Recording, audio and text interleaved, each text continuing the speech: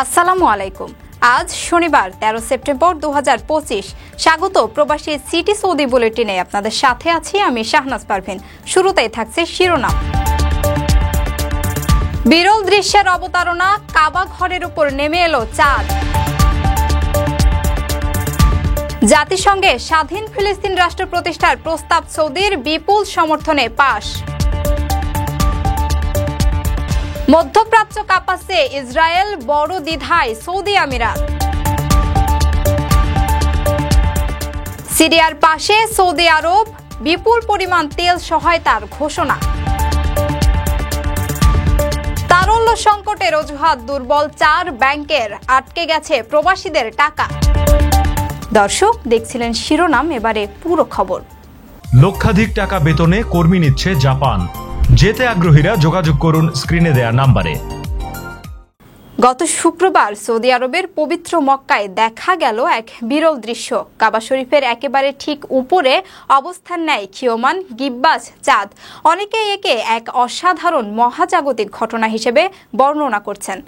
ছবিটি প্রথম প্রকাশ করে সংবাদ মাধ্যম আল আরাবিয়া, যা 2021 সালের অনুরূপ ঘটনার স্মৃতি জাগিয়ে তোলে। গত শুক্রবার সৌদি আরবের পবিত্র মক্কায় দেখা গেল এক বিরল দৃশ্য। কাবা শরীফের একেবারে ঠিক উপরে অবস্থান নেয় ক্ষীয়মান গিব্বাস চাঁদ। অনেকেই একে এক অসাধারণ মহাজাগতিক ঘটনা হিসেবে বর্ণনা করছেন। ছবিটি প্রথম প্রকাশ করে সংবাদ মাধ্যম আল আরাবিয়া, যা 2021 সালের অনুরূপ ঘটনার স্মৃতি জাগিয়ে তোলে। জেদ্দা অ্যাস্ট্রোনমি সোসাইটির প্রধান মাজেদ আবুল জাহরা জানান, এই ধরনের ঘটনা প্রমাণ করে চাঁদের গতিপথ নির্ণয়ে আধুনিক জ্যোতির্বিদ্যা কতটা নিখুঁত। এর মাধ্যমে মুসলিম বিশ্ব কিবলা নির্ধারণে আরও নির্ভুল উপায় পেতে পারে। হাজারো মুসল্লির উপস্থিতিতে পবিত্র কাবায় এ দৃশ্য ছিল এক চমৎকার অভিজ্ঞতা। বিজ্ঞানীদের জন্য এটি একটি বাস্তব পর্যবেক্ষণের সুযোগ এনে দেয়, যার মাধ্যমে তারা তাদের গণনা ও পর্যবেক্ষণের মিল যাচাই করেন। আবু জাহরা আরও জানান, একই দিন সন্ধ্যায় চাঁদ সপ্তর্ষিমণ্ডল নামের নক্ষত্রপুঞ্জের সামনে দিয়ে যাওয়ার সময় কিছু নক্ষত্র আড়াল করে দেবে। এই দৃশ্য সৌদি আরব সহ আরব বিশ্বের বিভিন্ন অঞ্চল থেকে দেখা যাবে। জাতিসংঘ সাধারণ পরিষদে ইসরায়েল ফিলিস্তিন সংকটের শান্তিপূর্ণ সমাধান ও 2 রাষ্ট্র প্রতিষ্ঠার পক্ষে একটি গুরুত্বপূর্ণ প্রস্তাব গৃহীত হয়েছে। 12 সেপ্টেম্বর শুক্রবার অনুষ্ঠিত ভোটে প্রস্তাবটির পক্ষে ভোট দেয় 142টি দেশ। সৌদি আরব ও ফ্রান্স প্রস্তাবটি উত্থাপন করে। সৌদি পররাষ্ট্র মন্ত্রণালয় জানায়, এই প্রস্তাব ফিলিস্তিনিদের পূর্ব জেরুজালেমকে রাজধানী করে স্বাধীন রাষ্ট্র গঠনের অধিকারকে আন্তর্জাতিকভাবে স্বীকৃতি দিয়েছে। জাতিসংঘ সাধারণ পরিষদে ইসরায়েল ফিলিস্তিন সংকটের শান্তিপূর্ণ সমাধান ও 2 রাষ্ট্র প্রতিষ্ঠার পক্ষে একটি গুরুত্বপূর্ণ প্রস্তাব গৃহীত হয়েছে। শুক্রবার 12 সেপ্টেম্বর অনুষ্ঠিত ভোটে প্রস্তাবটির পক্ষে ভোট দেয় 142টি দেশ। সৌদি আরব ও ফ্রান্স প্রস্তাবটি উত্থাপন করে। সৌদি পররাষ্ট্র মন্ত্রণালয় জানায়, এই প্রস্তাব ফিলিস্তিনিদের পূর্ব জেরুজালেমকে রাজধানী করে স্বাধীন রাষ্ট্র গঠনের অধিকারকে আন্তর্জাতিকভাবে স্বীকৃতি দিয়েছে। প্রস্তাবে 7 অক্টোবরের হামলার জন্য হামাসকে দায়ী করে নিন্দা জানানো হয়। একই সঙ্গে গাজা নিয়ন্ত্রণ ফিলিস্তিনি কর্তৃপক্ষের হাতে তুলে দেওয়া, হামাসের অস্ত্র জমা দেওয়া এবং বন্দীদের মুক্তির আহ্বান জানানো হয়। ইসরায়েল এই প্রস্তাব প্রত্যাখ্যান করে একে লজ্জাজনক বলে মন্তব্য করেছে। প্রধানমন্ত্রী নেতানিয়াহু বলেন, ফিলিস্তিনি রাষ্ট্র কখনোই হবে না। এই মন্তব্য ঘিরে ইসরায়েলের অভ্যন্তরেও সমালোচনা চলছে। এদিকে কাতারে হামাস নেতাদের উপর ইসরায়েলি হামলায় নতুন উত্তেজনা দেখা দিয়েছে, যা নিয়ে ক্ষোভ প্রকাশ করেছেন যুক্তরাষ্ট্রের প্রেসিডেন্ট ডোনাল্ড ট্রাম্প। প্রিয় প্রবাসী, আপনার নিরাপদ ভবিষ্যতের জন্য অর্ধেক দামে আজই ফ্ল্যাট বুকিং করুন। ঢাকায় প্রবাসী সিটি দিচ্ছে সীমিত সময়ের স্পেশাল অফার। জমি ও ফ্ল্যাট একসাথে। যোগাযোগ করুন স্ক্রিনে দেওয়া নম্বরে। সম্প্রতি ইসরায়েলের একের পর এক বিমান ও ক্ষেপণাস্ত্র হামলায় কাঁপছে পুরো মধ্যপ্রাচ্য। ফিলিস্তিন, লেবানন, সিরিয়া, কাতার, তিউনেশিয়া ও ইয়েমেন সবখানেই আঘাত হেনেছে ইসরায়েলি বাহিনী।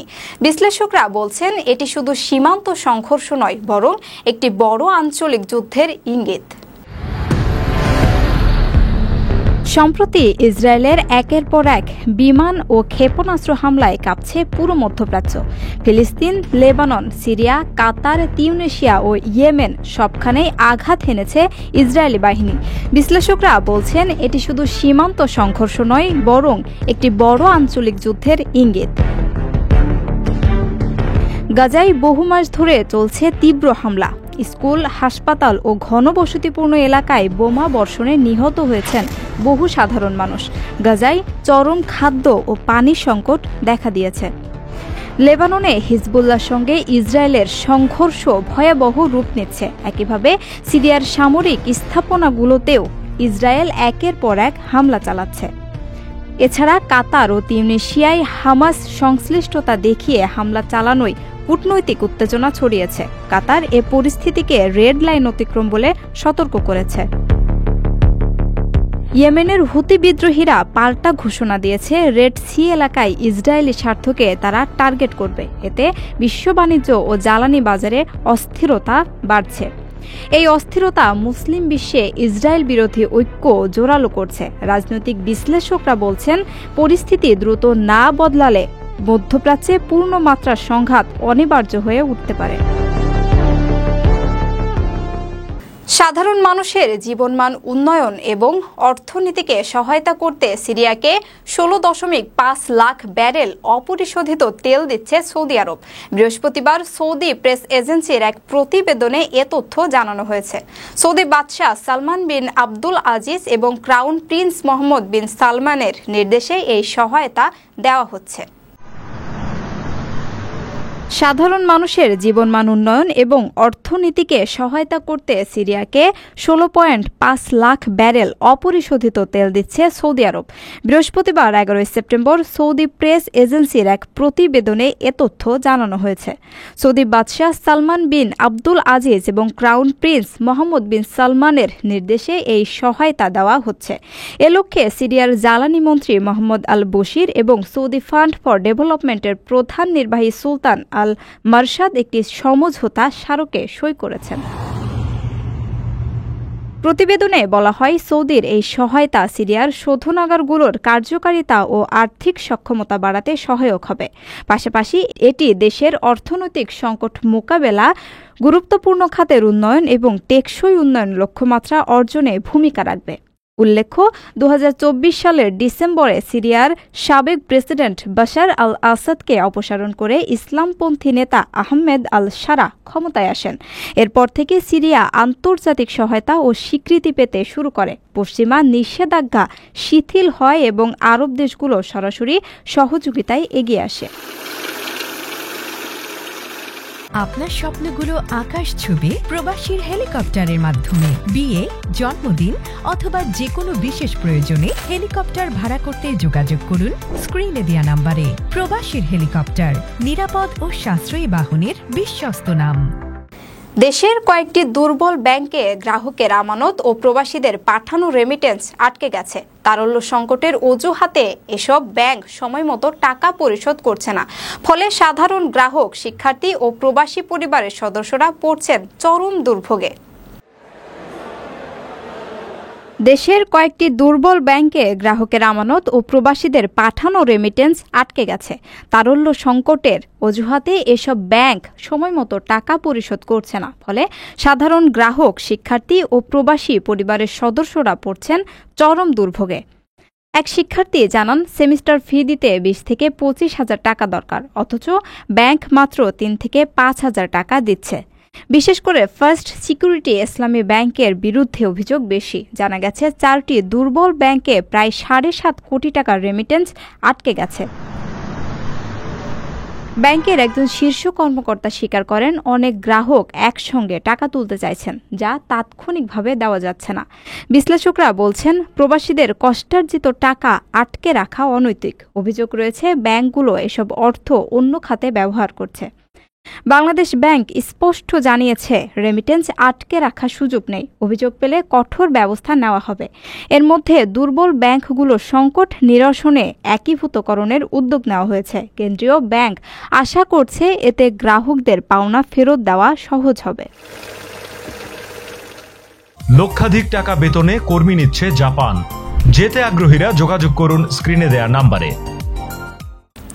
দর্শক দেখছিলেন প্রবাসী সিটি সৌদি বুলেটিন। শেষ করার আগে শিরোনামগুলো জানিয়ে দিচ্ছি আরও একবার।